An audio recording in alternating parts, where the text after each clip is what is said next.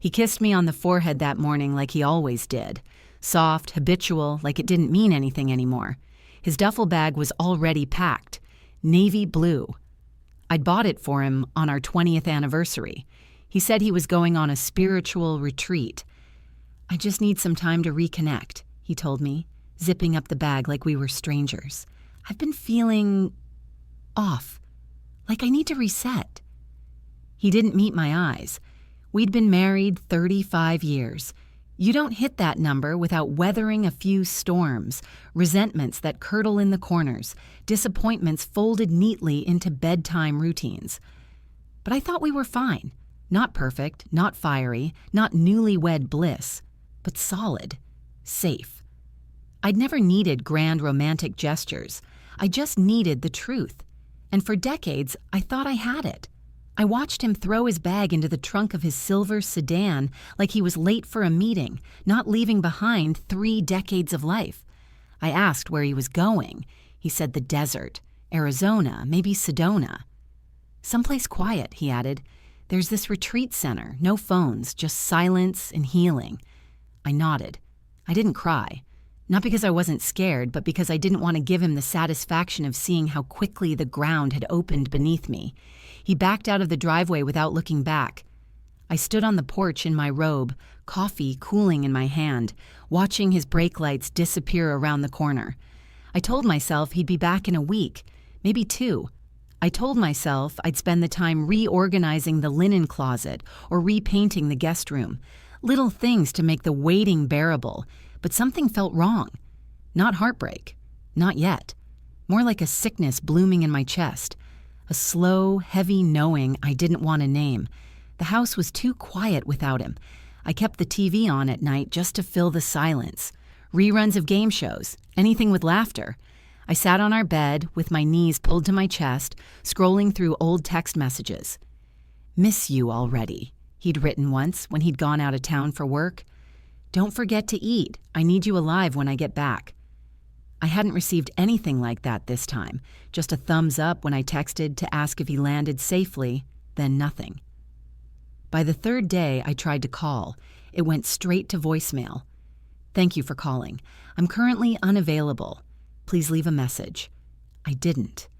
I just stared at the screen, waiting for it to ring back. It didn't. It was our daughter who called me that night, her voice hesitant. "Mom, have you been on Instagram today?" I told her no. I never really used it. Social media felt like a different planet, one I didn't belong on. "Well," she paused, "I think you should check." I sat at the kitchen table with the lamp casting a warm circle of light over my hands. I opened the app. My account still had the default profile picture.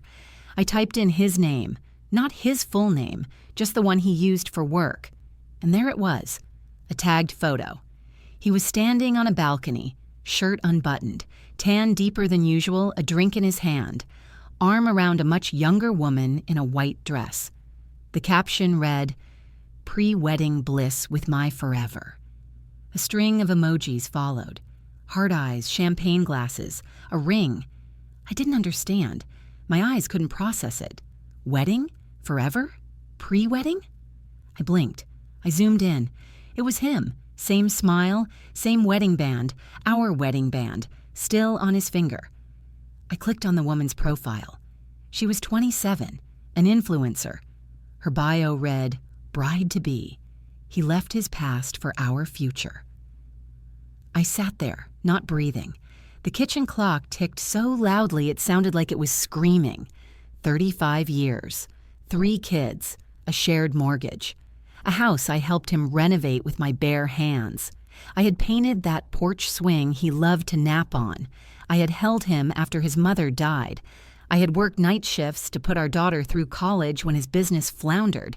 And here he was, drinking champagne with a girl young enough to be our granddaughter, smiling like I was just a rough draft he'd finally corrected.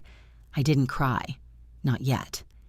I opened the drawer beside the table, pulled out the red leather folder where I kept the important papers, marriage certificate, deed to the house, insurance documents, my name on everything, ours, mine. And that's when I knew. I wasn't the past. I was the problem he hadn't solved yet, and he was about to find out just how hard I was to erase. I didn't sleep that night, not because I was devastated, not yet. What I felt was different, hollow, sharp around the edges, like something had been scooped out of me but left the outline behind.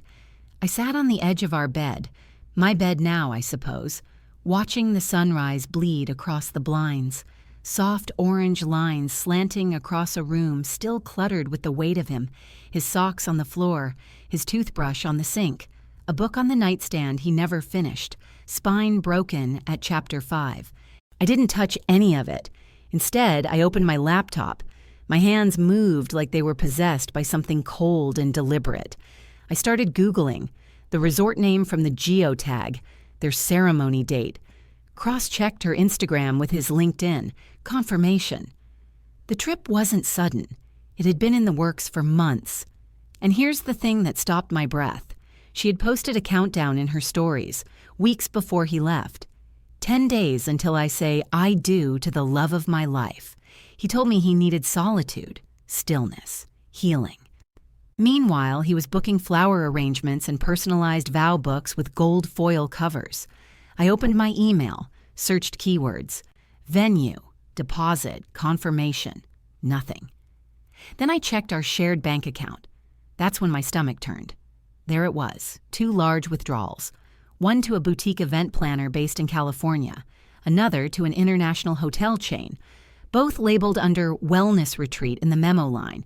It was almost laughable. The audacity, the laziness. Did he really think I wouldn't notice? I stared at the numbers. I remembered the time we argued over whether we could afford to replace the washer last year. He'd told me to just hang things out to dry, that we were on a budget. And here he was dropping $10,000 on a destination wedding while I was scrubbing the lint trap and stretching our grocery money. I leaned back in my chair, my heart pounding but strangely quiet. No rage, no screaming, just this hum inside me, like an engine waking up after sitting cold for years. He thought I was a fool, that I'd sit here, lighting candles and reading books about forgiveness while he played Prince in a ceremony that wasn't even legal. Legal. The word hit me like a spark, because we were still married, legally, on paper, under the law. I was still Mrs. Langley. There had been no separation agreement, no divorce filings, nothing. I opened the red folder again, leafed through every document like a surgeon pulling back tissue, and there it was, our marriage license. Signed. Filed. Dated August 3rd, 1988. I reached for my phone and called Linda, my friend of 40 years, a paralegal turned attorney after surviving her own divorce at 50. She picked up on the 3rd ring. Maggie? I didn't even say hello, just, I need to know what happens if your husband tries to marry someone else without divorcing you first. There was a pause. Then her voice, flat and certain. Bigamy. It's a felony. Fraud, if he used joint assets. Depending on the jurisdiction, it could carry time. I blinked. Even if it's international? If you have proof, and the marriage occurred while your legal one still stood? Yes. Proof. I looked down at the printed screenshot on my desk, her in white, him smiling. I nodded slowly. I want to do something about it. Linda didn't ask what I meant. She just said, I'll help you. It was around midnight when I closed the file folder and slipped it into my tote bag. I didn't pack a suitcase. Not yet. I wasn't running. I wasn't chasing. I was preparing. I walked through the house and turned off every light, one by one. The kitchen, where I'd made his lunch for 30 years. The hallway where we'd once slow danced when the power went out. The living room where he dozed off during every movie he claimed to love. He'd always said this house was our kingdom. Turns out I'd been the bricklayer, and now I was ready to burn the blueprint. The next morning I made coffee the way I always did. 2 scoops, strong brew, no sugar, except I didn't pour a second cup. His mug sat in the cabinet untouched. Still had a faint chip on the rim from when he dropped it 2 summers ago. I almost reached for it out of habit, Then I closed the cabinet and picked up my phone instead. I wasn't done digging. I went back to her profile. The woman in the white dress. Her name was Mallory, 27 years old, a self-described manifestation coach and conscious relationship mentor. The irony didn't escape me. She had quotes under her photos about releasing trauma and attracting abundance. The captions made me want to scream. But I didn't scream, I screenshotted. Her page was full of curated perfection, sunset beach walks, slow-motion videos of their sacred union ceremony, candles burning in crystal bowls, his hand on the small of her back, like he hadn't spent the last 3 decades putting that same hand on mine. I opened a new folder on my laptop and titled it Evidence. I saved every photo, every caption. I tracked every geotag. By noon, I had a timeline down to the hour of their retreat. It started 3 weeks ago when she posted a quote, "To let in the new, you must bury the old." The same week, he told me he was going to Arizona. But that's not what hit me hardest. What gutted me clean was a clip from their engagement, him kneeling in the sand, holding out a ring I didn't recognize, her crying, a friend filming. The caption read, "He told me he had to free himself from an old life before he could claim our future. He chose me, in front of everyone, finally." Free himself, like I was a cage, like I was something to break out of instead of someone who built the life he stood on. It didn't feel like heartbreak. Not anymore. It felt like being erased in real time, but he hadn't erased everything. Not yet. I opened the safe in the hallway closet. Inside were all the financial records he never paid attention to. Retirement accounts, mutual funds, the property deed, with both our names on it side by side, locked in black ink. I'd handled the bills our whole marriage. He'd always said numbers gave him a headache. That was his mistake. I knew where every dollar was. I knew which account he used for business, which card he used when he didn't want me to notice. I knew the PIN to the joint line of credit that we opened to help our daughter pay for grad school. He never closed it. I pulled the statements and went line by line. That's when I saw it. A wire transfer to a resort in Tulum. So it wasn't Arizona, it wasn't Sedona. It was a beachfront villa with private butler service, rose petal turndown, and a spa menu that included couples' energy cleansing and heart chakra ceremonies. He'd used our joint account. He was funding a new life with the scraps of the one he abandoned, and I hadn't even begun to make a dent. I called Linda again. "It's worse than we thought," I said, walking room to room like I was inventorying what he'd taken without permission. He used our joint account, the line of credit. He bought her ring, her dress, her entire illusion, with my name still attached to the foundation. She paused, then said calmly, "Then it's time to stop observing and start acting." I nodded. I already had a plan forming, a spine of steel growing underneath all the softness he once mistook for weakness. Because it wasn't just betrayal anymore. It was fraud. It was deception with receipts. I found an email from a photographer, a wedding package, $5,000, the deposit paid with the joint card. Attached was a preview of their photos, unedited, watermarked. There she was, Mallory, smiling up at him like she'd won something rare, like she was the treasure at the end of a spiritual journey. And there he was, Robert, my husband, or soon-to-be felon, holding her like she was porcelain, wearing a white shirt rolled at the sleeves, no ring on his finger. The photographer had captured it beautifully. The golden light, the wind catching her hair, the veil fluttering like something from a bridal magazine. I stared at that image for a long time, not because it hurt, but because I needed to see the lie up close.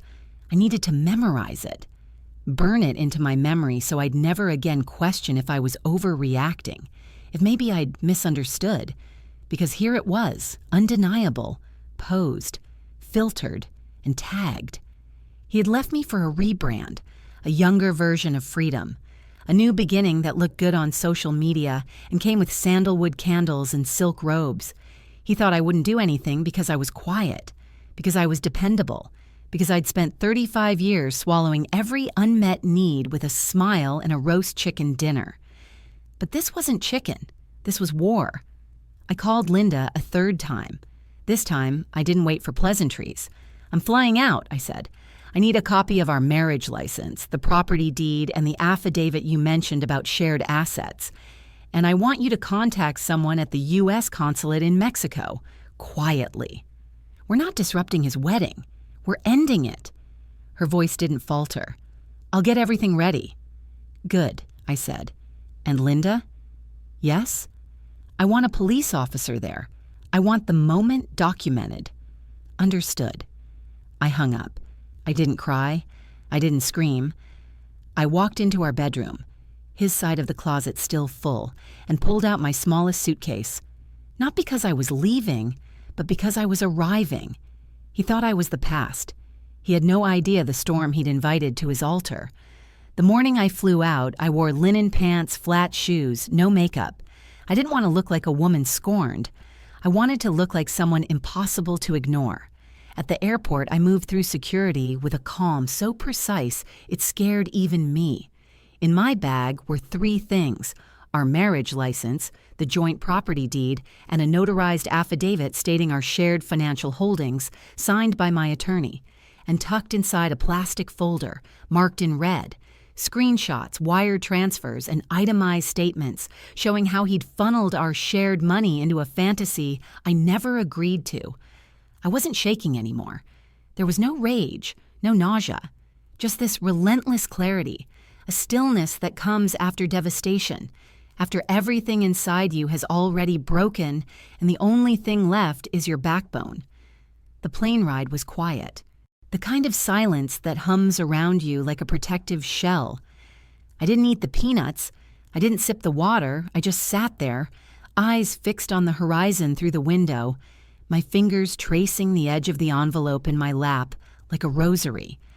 I thought about the vows we wrote, the promises I kept, the ones he spat on. I thought about the time he broke his leg playing pickup basketball in his 40s, how I bathed him, fed him, helped him to the toilet, never once made him feel small. He used to look at me then like I was everything good in the world. Now he looked at another woman like that, one who wore crop tops with hashtags and manifested him with rose quartz. And still, I didn't feel hate. I felt prepared. I landed in Cancun just after sunset. A driver was waiting for me with a cardboard sign that read Langley. I almost laughed. I slid into the back seat of the car without a word. The resort was 45 minutes outside the city, tucked away in a jungle of curated serenity. The road twisted through palms and bougainvillea. The air smelled like salt and frangipani. The sky turned bruised purple as we approached the entrance.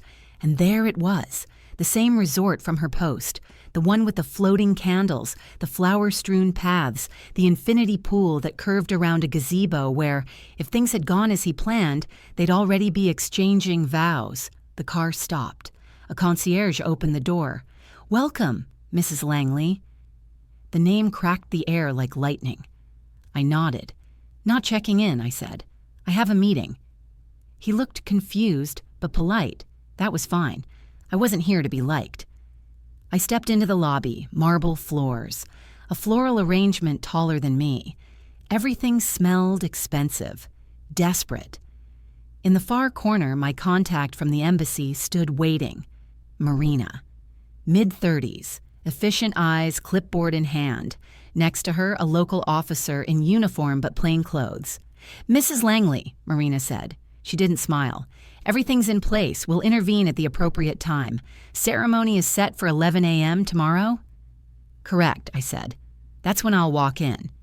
The officer nodded. "We've confirmed the marriage is not legal under local law due to the existing license in your home country. We'll be there to prevent it from proceeding under fraudulent terms." I exhaled. "Good." Marina placed a hand on my arm. "Are you sure you want to be there?" I looked her dead in the eye. "Yes, I want him to see me." There was a cafe attached to the lobby. I bought myself a coffee. Black, no sugar. I sat by the window, watched a bridal party in satin robes take selfies on the patio. I recognized Mallory instantly. Hair in soft curls. Her laugh too loud, too performative. I saw him too, walking across the courtyard with a glass of wine, shirt half buttoned, relaxed, oblivious. God, the arrogance. I remembered the time he forgot our anniversary, our 30th. I didn't say a word. Cooked dinner, lit candles, played our song. He'd walked in late, smelled like whiskey, mumbled something about a client meeting. I let it go. I told myself it was a bad day, a phase. I stayed. Now I saw that moment for what it was. A preview, a test I passed by failing myself. No more. That night I checked into a smaller hotel down the road. Nothing luxurious, no bells, no roses, just a bed, a desk, and a lock on the door. I laid out every document, flattened the photos, the receipts. I tucked them into a new folder. Black, leather. Something I'd bought years ago during tax season and never used.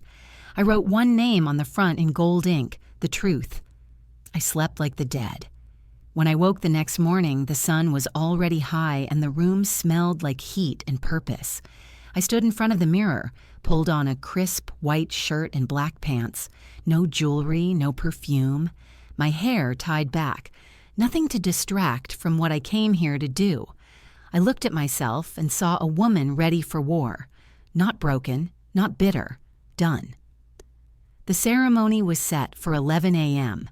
At 10:56, I stood just outside the trellis entrance of the garden pavilion, folder in hand, officer on my left, Marina behind me. The air smelled like vanilla, overripe flowers, and desperation. I could hear the music playing, something soft and string-heavy, probably chosen for Instagram aesthetics more than meaning. I didn't care. I adjusted the strap of my shoulder bag and waited for my cue. "On your count," Marina whispered. I nodded. "Wait for the moment they ask if anyone objects," I said quietly. "Let's give him one last breath of comfort." The officer raised an eyebrow. "You sure?" I didn't look at him. My eyes were fixed straight ahead. I've never been more sure of anything in my life. Inside, I could hear laughter. Someone clinked a glass. A woman squealed. Her bridesmaids? I didn't care. They were part of the set dressing, accessories in her fantasy. And my husband, Robert Langley, was center stage, the man who used to call me home. The man who was about to find out what happens when you try to erase a woman who built your life from the ground up. The music swelled. I took a breath. The kind you take before jumping into cold water or walking into a room where you know no one wants you but you're going anyway. Then it came. The celebrant's voice, clear and amplified through speakers. If anyone here has just cause why this couple should not be joined in matrimony, speak now or forever hold your peace. I stepped forward, 1 step, 2, then all the way in. The crowd turned slowly like a wave shifting direction. Some guests gasped, some stared, mouths slack. Mallory blinked like someone had just slapped her with a cold towel. Her veil trembled. Robert saw me and froze. I wish I could describe the look on his face. It wasn't just shock, it was recognition, like watching a ghost walk in with your death certificate. "Hello, Robert," I said. Dead silence. I held up the folder. "You forgot something." He opened his mouth, but no sound came. I turned to the officiant, calm as a lake in winter. "This man is currently married. To me. Has been for 35 years, and he used our joint marital assets to fund this event." Gasps rippled through the chairs. One woman actually dropped her mimosa. I have a copy of our marriage certificate, notarized property documents, shared financial statements, and bank records confirming misuse of joint funds, I added, and I'm not alone. The officer stepped forward, flashing credentials. His tone was neutral but firm. We're here on legal authority. This ceremony cannot proceed. Any attempt to formalize this union today would be considered invalid under both U.S. and Mexican law." Mallory staggered back a step, color draining from her face. "Wait, what? What is she talking about? He said they were divorced. He told me—" "He lied," I said. My voice didn't shake. Just like he lied about everything else. Robert finally spoke. His voice cracked like brittle glass. "Margaret, let's talk. Please, not here. Don't do this." I cut him off. "No," I said, stepping closer. "You don't get to beg for privacy now. You didn't ask for it when you drained our savings. You didn't ask for it when you bought her a ring with my credit line. You didn't ask for it when you flew across the world to pretend I never existed." The room was still. Even the breeze had stopped. I turned to Mallory. "Here's the truth, sweetheart. You didn't win. You were never even in the race. He was married the entire time. Every dollar, every petal, every drop of champagne you drank last night came out of a woman's life he was still legally tied to. And I came here today so you'd never forget that." She opened her mouth, but nothing came out. I looked back at Robert.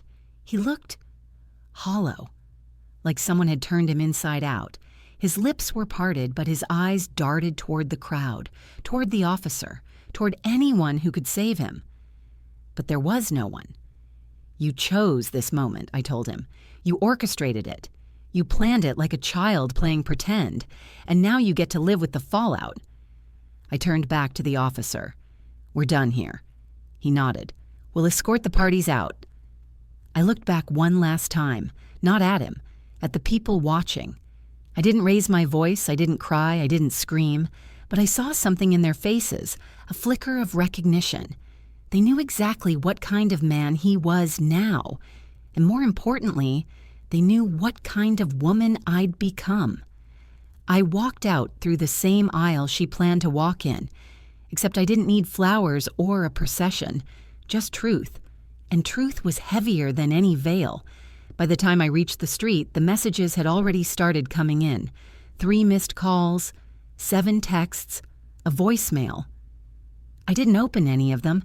I sat in the back of the taxi with the folder still in my lap, fingers pressed against the worn leather like I was holding a live wire. The driver didn't speak. I think he knew.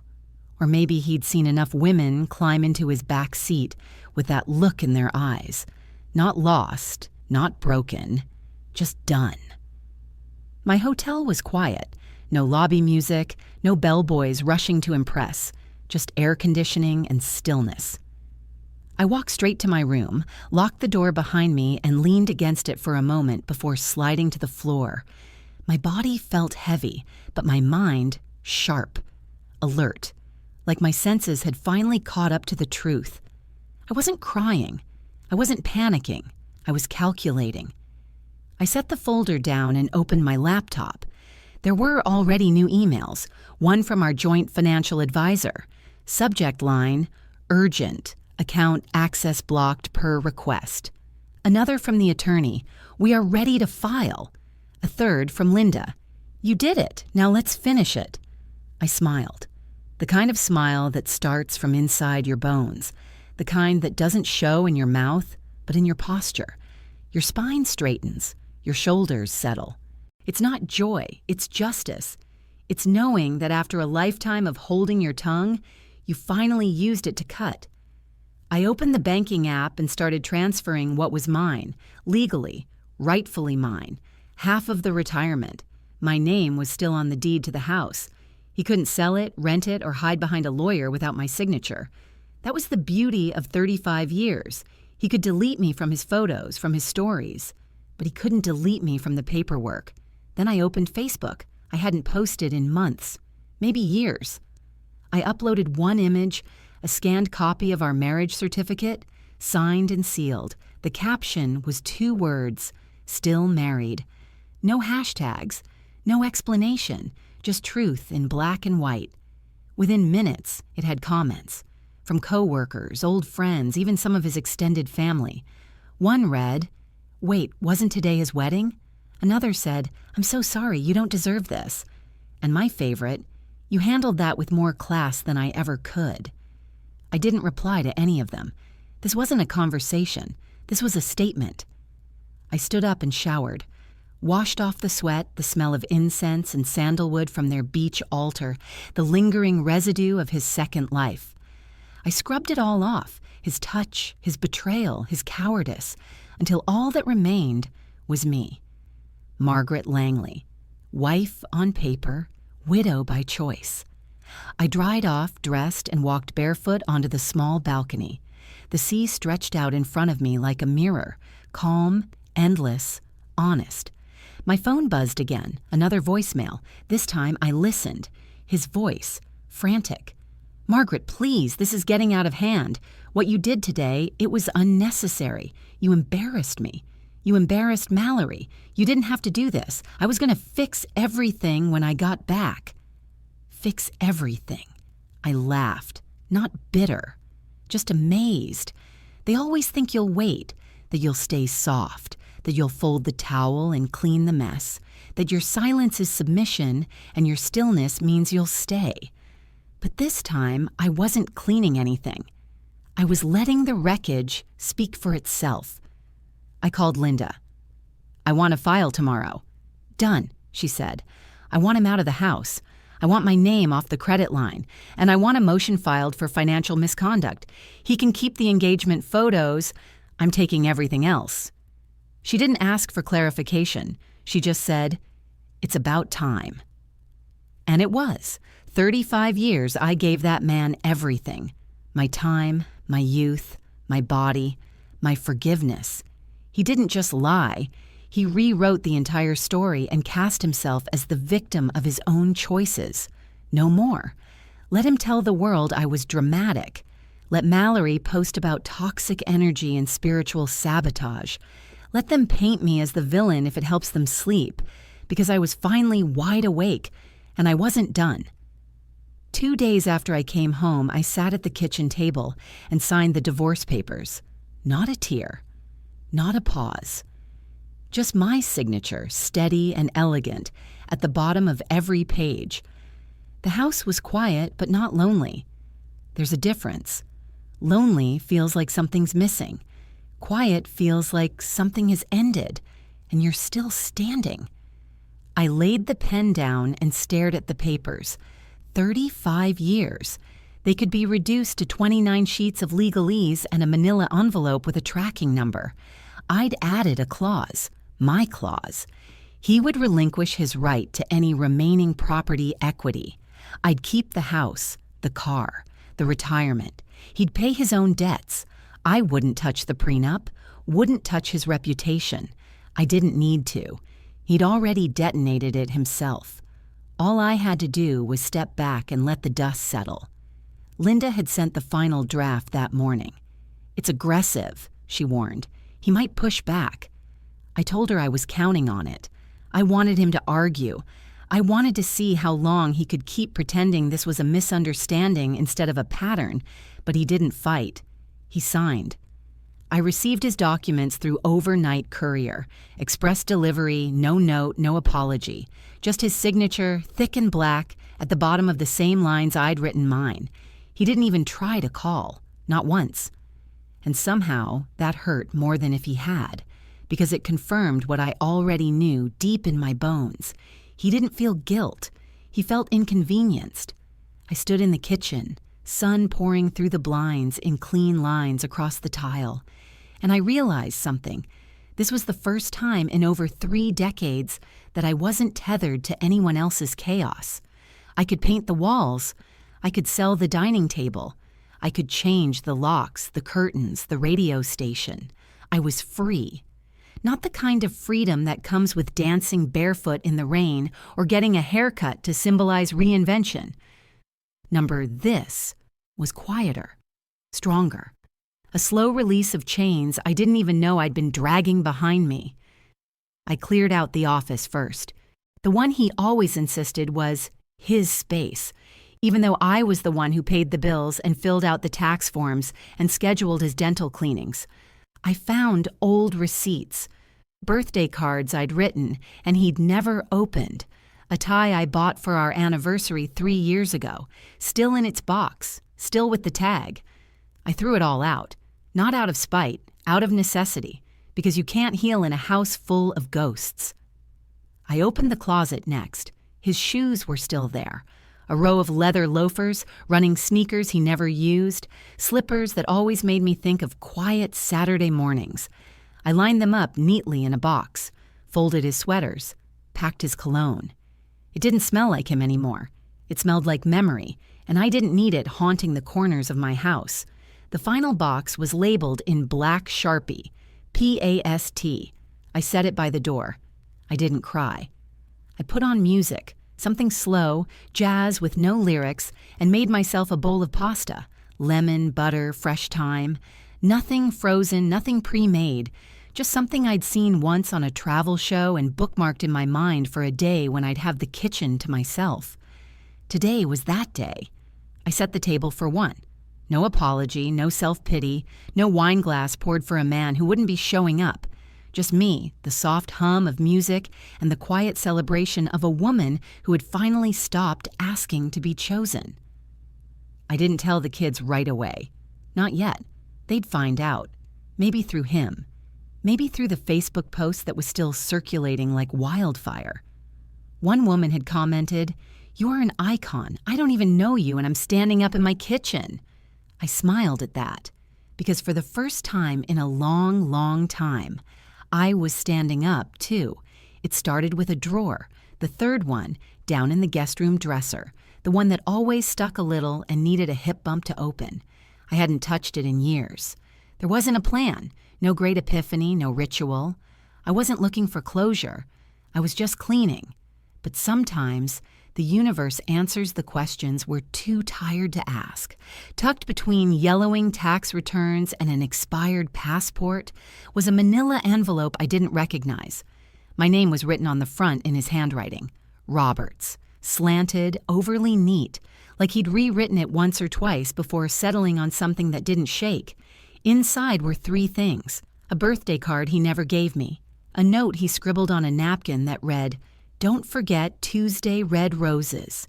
And a letter, folded once, then again, taped shut, dated 2 years ago. I held it like it might combust in my hand. For a moment, I considered not opening it. What more could he say? What words could undo what he'd done, what he'd chosen, what he'd betrayed? But something in me, it wasn't curiosity, more like duty, made me slide my finger beneath the seal. His handwriting filled the page. "Margaret, I don't know if I'll ever have the courage to say this to your face. Maybe that makes me a coward. Maybe I already know it does. But I need you to hear this, even if it's only after everything has fallen apart. I don't know when I stopped deserving you. Maybe I never did." There were moments I looked at you and thought, how did I end up with someone so steady, so damn loyal? And instead of rising to match you, I sank deeper into what I was afraid to lose. You made it too easy to be small. I paused, not out of pain, out of recognition, because that was the problem, wasn't it? He mistook my loyalty for lack of ambition, my quiet for emptiness, my sacrifices for defaults. He thought I stayed because I couldn't imagine life without him, when the truth was, I stayed because I believed in the life we'd built, until he tore it down for a woman who still believed in soulmates and hashtags. "I never meant to hurt you," the letter continued, "but I realize now that not meaning to hurt someone doesn't mean you didn't destroy them anyway. And if there's any justice in this life, it's that you'll find a way to be happy without me, because I never figured out how to be whole in your light." I folded the letter and set it on the nightstand, not because I forgave him, but because I didn't need the apology anymore. It wasn't a revelation, it wasn't closure, it was confirmation. I went to the kitchen, poured myself a glass of water, sat by the window. Outside, the garden was blooming. The lavender was thick this year. The roses I planted the summer after our son left for college had come back with vengeance, as if even they were done being quiet. The sunlight spilled across the table in warm bands, and for the first time in a long while, I didn't feel like a wife without a husband or a mother without purpose. I just felt like a woman. And that realization didn't come with fireworks or tears. It came with stillness, with presence, with knowing I didn't have to forgive him to be free of him. I picked up my phone and scrolled through the camera roll. There were barely any photos of me. Mostly meals I'd cooked, grandchildren's birthdays, blurry shots of Robert smiling into someone else's lens. I took a photo of myself right then and there. No makeup, loose hair, eyes calm. The background was simple. Just the window, the herbs on the sill, the life I was still building. I didn't post it, didn't filter it, I just kept it. Proof that I existed outside of service, that I could be whole without being anyone's foundation. That evening, I made myself a drink. Gin, a splash of tonic, slice of cucumber. I pulled out a book, something fiction, something not about grief or resilience. Just story, just escape. And as the sky turned lavender above my porch, I said something aloud, just one sentence. I'm proud of you. No one heard it but me, but I believed it. And that, I've learned, is more powerful than all the wedding vows in the world. It started with the walls. Beige, safe. The color he said was neutral, timeless. The color I hated but agreed to because he insisted it helped with resale value. I went to the hardware store, picked out 3 paint samples, and taped them across the living room wall. Bright ones, confident ones, colors that had no business being subtle. I chose a deep teal, bold, unapologetic, the kind of color that doesn't ask for permission. The first brushstroke felt like revenge. The second felt like therapy. By the third, I was smiling. It wasn't about decorating. It was about disruption, about cutting ties with a version of myself that walked on eggshells in her own home, the one who let someone else's preferences define the space she paid for, cleaned, protected. I repainted every room, took down the framed wedding photo in the hallway and replaced it with a print I bought from a woman-owned gallery downtown. A storm over an open field, wild and alive. No faces, no backstories, just motion. The bedroom came next. New sheets, new pillows. Threw out the memory foam mattress he used to snore on. Bought myself a firm one that didn't sink, the kind that supported my spine. My whole damn spine. I changed the curtains, then the locks, then the name on the mailbox. Every change said the same thing. I am not waiting for anyone to come home, because I already was. One afternoon, I stood in the middle of the kitchen, the one I'd once turned into a war zone of meal prepping, packed lunches, and birthday cakes, and realized something I hadn't felt in years. I wasn't in service anymore. This wasn't a shift. This was a sanctuary. It didn't smell like exhaustion or obligation. It smelled like lemon cleaner, fresh basil, and quiet satisfaction. I went to the store and bought ingredients for one. A small steak, a bundle of asparagus, a single russet potato. No kid-friendly sides, no gluten-free swaps, no waiting to see if someone wanted seconds. Just food for me. That night, I lit a candle on the table, played a jazz playlist I found online, set a single place, napkin folded, fork aligned. I didn't scroll my phone, didn't answer texts. I chewed slowly, thought about nothing, or maybe everything. I couldn't tell the difference anymore, and for once, it didn't matter. After dinner, I walked out to the garden. The sun was low, gold and soft like melted copper. I trimmed the lavender, deadheaded the roses, planted new mint along the fence line. My knees ached, but I didn't mind. It was my work, not something I did to impress or sustain someone else, not part of a to-do list, not a look what I've done for you performance. It was a conversation between me and the dirt, between what I'd buried and what I was growing. And that's when I saw it. An envelope, stuffed awkwardly into the mailbox. No stamp, no return address, just my name, scribbled like an afterthought. I knew who it was from before I opened it. Robert. I stood in the driveway holding that envelope for a long time. It felt like it weighed 5 pounds. He couldn't bring himself to call, couldn't knock. but still wanted a foothold in the door he thought I'd keep cracked. I walked inside, sat at the kitchen table, and opened it. It was short. "Margaret, I don't know what to say except I'm sorry for all of it, for how I left, for how I made you feel invisible. I don't expect forgiveness, but I hope you're okay. I've lost everything. Robert." I folded the letter once, then again, slid it into the drawer next to the matches and the spare keys, not because I needed it, but because I wanted to remind myself this is what letting go looks like. He had lost everything. But me? I had finally found myself. I never threw parties, not real ones, not the kind where you wore what you wanted and stayed until the candles melted to wax puddles and nobody whispered about bedtimes or cholesterol or who was driving home. I used to host out of obligation, Thanksgiving dinners where I cooked for 12 and sat at the end of the table watching people scrape plates and leave early, birthdays where I bought the cake, cleaned the mess, and wasn't in a single photo. But this time, it wasn't about anyone else. It wasn't about appearances or proving I was fine or trying to be the woman who forgives and forgets. It was about joy. Mine. I didn't call it a party. I just called it dinner. 6 invitations. No glitter, no RSVP cards. Just text messages sent from my couch on a Thursday night with a glass of wine in one hand and the window cracked open beside me. "Come over Saturday, 6 p.m. I'm cooking. Just bring yourself." I invited only people who had seen me, not the version of me I had to perform, but the real one. The ones who showed up during the storm, not just for the sunshine. Claire, my old friend from nursing school, who once held my hand in the ER when I thought I was miscarrying. Denise, the neighbor who shoveled my driveway 3 winters in a row without asking for a thank you. Lori, my yoga instructor turned accidental therapist, who always told me, "You're allowed to take up space." No family, not this time.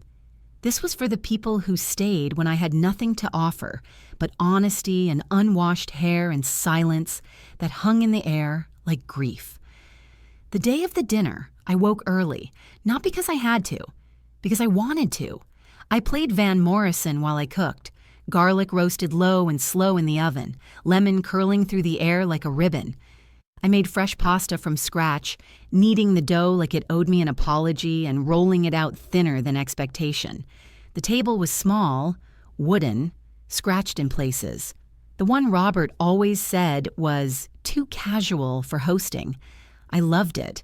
I draped it in a sunflower yellow cloth I found at a flea market last year and never used because it clashed with the house. The house was mine now. Let it clash. Mismatched plates, cloth napkins folded with care, a candle in the center, not for romance, but for warmth. At 5:55, Claire was the first to arrive, bottle of red in one hand, her eyes crinkled with laughter before she even stepped inside. "You look radiant," she said. I did. Not in a glamorous way, in a present way. Soft shirt, bare feet, hair loosely pinned, no armor, no act, just me. The others came soon after, shoulders relaxed, smiles easy, a casserole here, a bottle of Prosecco there. We ate like we were starved for real company, laughed like we hadn't had permission in years. Midway through the meal, someone knocked a glass over. No one apologized. We just grabbed a towel and moved on. That was the thing. I didn't feel responsible for their good time. I was just part of it. When dessert came out, lemon tarts with a little too much zest and not enough sugar, no one complained. We passed them around, licking crumbs from our fingers, pouring more wine, letting conversation float. No one brought up him. No one needed to. Toward the end of the night, after plates had been cleared and candles had burned low, Claire raised a glass. "To Margaret," she said, "for reminding us that sometimes the best tables are the ones we set for ourselves." Everyone clinked. I looked around at the faces lit by string lights, heard the hum of life in a room I once thought would never be full again, and realized I wasn't rebuilding. I was building different. And finally, I wasn't asking to belong. I was already home. The knock came just after noon. Not loud, not frantic, just steady. Like someone who had rehearsed this moment and decided that if he knocked calmly, maybe I'd open the door like it was all normal. I didn't move right away. I stood in the hallway barefoot, watching his silhouette through the frosted glass. Shoulders slumped, one hand in his pocket, the other holding something. It had been a month since the vow crash, 4 weeks of silence, 4 weeks of lawyer emails, account closures, property transfers, and mail, arriving with his name slowly disappearing from every envelope. I'd almost gotten used to the quiet, but the truth is, I'd been waiting for this, not in a longing way, in a final way. I opened the door slowly. Robert stood there, looking older. Not in the way time does to a man, in the way guilt does. His eyes were dull, his shirt wrinkled. He held a small cardboard box in his hands, and for a second, I thought it might be some absurd peace offering, a trinket, a souvenir. He looked at me like he expected to be invited in. He wasn't. "Hi," he said. I said nothing. He shifted, awkward. I brought you some things I thought you might want. From the storage unit. Old photos, letters, the kids' school stuff." I nodded. "Leave them on the porch." He hesitated. "Can we talk?" I crossed my arms. "About what?" He swallowed. "About what happened. About us." "There is no us." His face faltered. "Margaret, I made a mistake. I lost everything. Mallory's gone. Her friends won't return my calls. I'm alone." I almost laughed. Not because it was funny, because it was textbook. "I told you once," I said slowly, "you didn't just betray me. You erased me. You stood in front of people we'd never met in a country I'd never been invited to, and tried to rewrite a life I built while you floundered." He looked down. I know I don't deserve anything." "You don't. But I just thought that maybe I'd still be here," I cut in. "That maybe I'd still be soft.